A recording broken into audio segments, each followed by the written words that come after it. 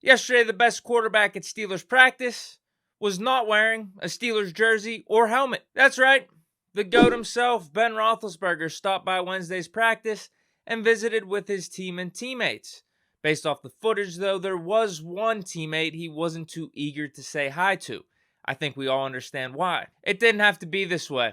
Ben showing up to Steelers practice in street clothes instead of what should have been a black and gold 7 uni. But a sabotage took place as the Steelers organization tanked Ben's final season by getting him no offensive line help and also bringing on a college coordinator who was in over his head and giving him the reins to the offense. But yet again, 7 avoided having a losing season on his record and was able to overcome all that and still lead the team to the playoffs. And then we had the 2022 offseason where 7 was forced into retirement and was to never play for the team again, despite still having the arm strength and smarts to get the job done.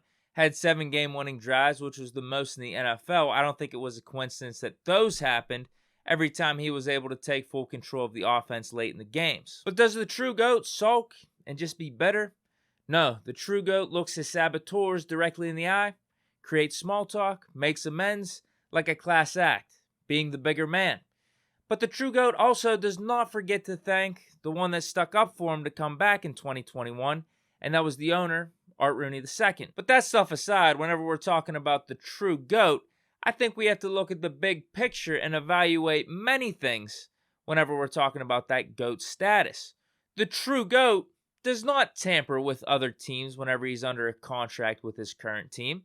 The true GOAT does not rely on his coach to cheat for him and steal plays from the opposition. The true GOAT also does not deflate footballs on purpose so he can have an unfair advantage when throwing the football. No, because the true GOAT just goes out there and plays football, slings the rock, and stays loyal to the greatest football organization on this planet and also the greatest city in America. It's a shame, though, that the Steelers couldn't reciprocate that loyalty back to 7 over his final season. It's a 99.9% certainty that 7 won't be back.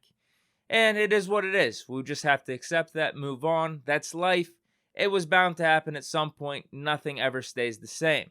But if it was up to the fake fans, life without 7 for the Steelers would have happened probably like 10 years ago.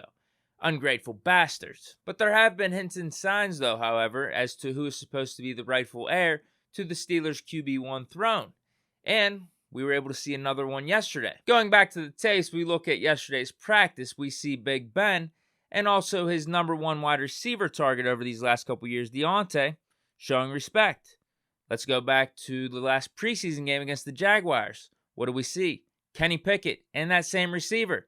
Respect. Exactly what you need to have success if you're an offense. But what do we see from the other quarterbacks in the room? Mitch with Deontay. We're seeing a lack of connection. That's not what we want. And as we all know, Big Ben had a pre-snap verbiage. Dilly dilly. Where did that phrase come from? A Bud Light commercial.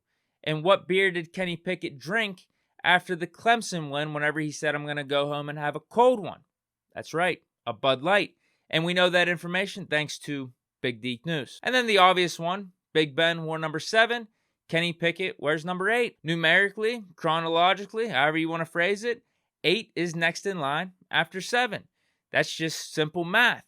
It doesn't mean better. It doesn't mean an upgrade. I repeat, it does not mean an upgrade. It's just next in line. So the evidence has been there from the start. People are trying to hold back what is already written. It's time to start Pickett week 1.